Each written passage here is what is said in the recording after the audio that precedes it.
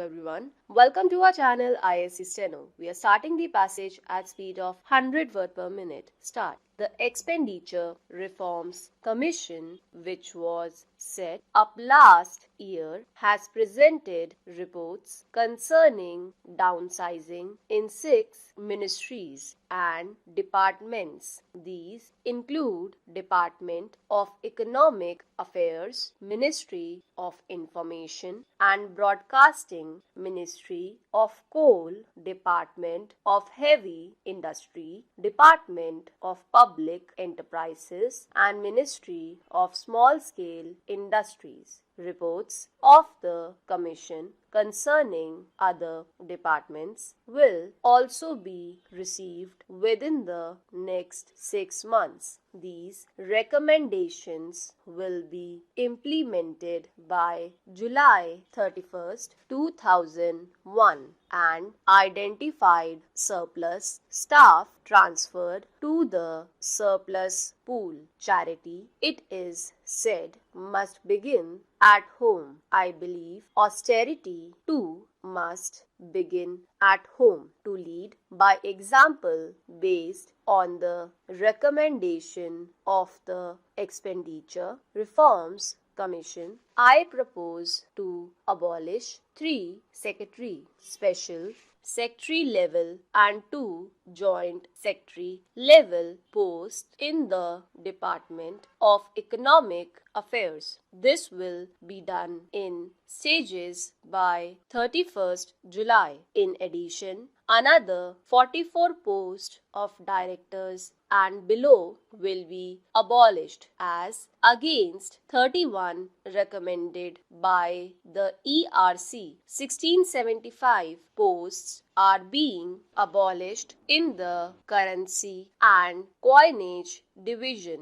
which will be restructured and corporatized. The National Savings Organization is to be downsized from a level of 1191 staff to about 25. I have asked ERC to provide their recommendations in respect of the departments of revenue and expenditure also. I am confident that this will expedite the process of right sizing the establishments in all the ministries, departments of government. The Planning Commission has commenced the task of preparing the 10th plan.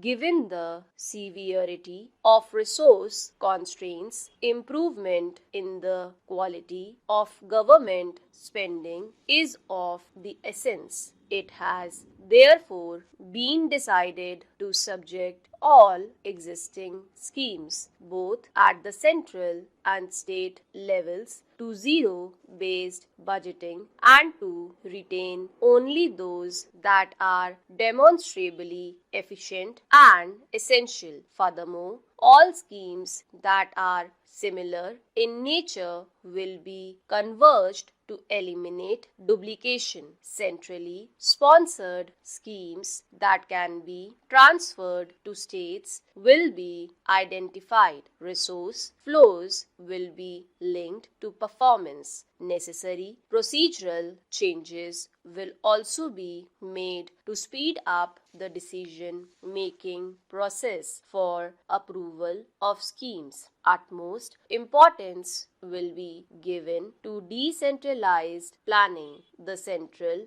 government pension liability has reached unsustainable proportions as a percentage of GDP. It has risen from about 0.5% to 1% now. As such, it is envisaged that those who enter central government services after October 1, 2001 would receive pension through a new pension program based on defined contributions. In order to review the existing pension system and to provide a roadmap for the next steps to be taken by the government, I propose to constitute a high-level expert group which would give its recommendation within 3 months. I have drawn your attention to the increasing share of debt service burden in the expenditure budget caused by rising government debt and worsened by the prevalence of high real interest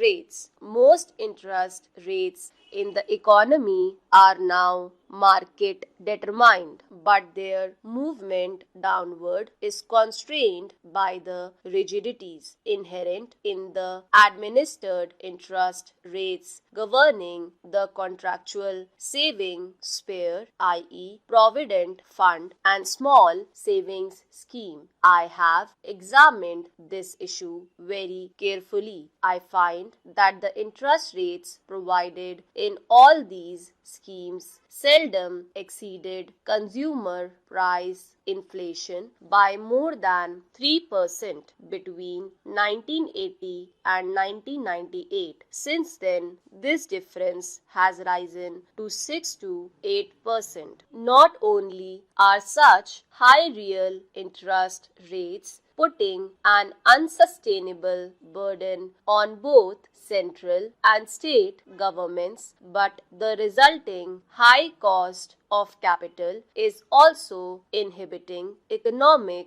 growth all round. I am therefore reducing most administered rates by 1.5% as of March 1, 2001. Government guarantee and tax incentives for these schemes will continue for the future. I propose to explore a better system for the determination of these rates. I propose to appoint an expert committee to provide recommendations on this issue. The benefit of reduction in interest rates on small savings deposits will be fully passed on to the states. This will reduce their borrowing cost from small savings by 100 to 150 basis points. In addition, I am also reducing the interest rate on loans portion of central assistance to state plans by 50 basis points. Alignments of interest rates on GPF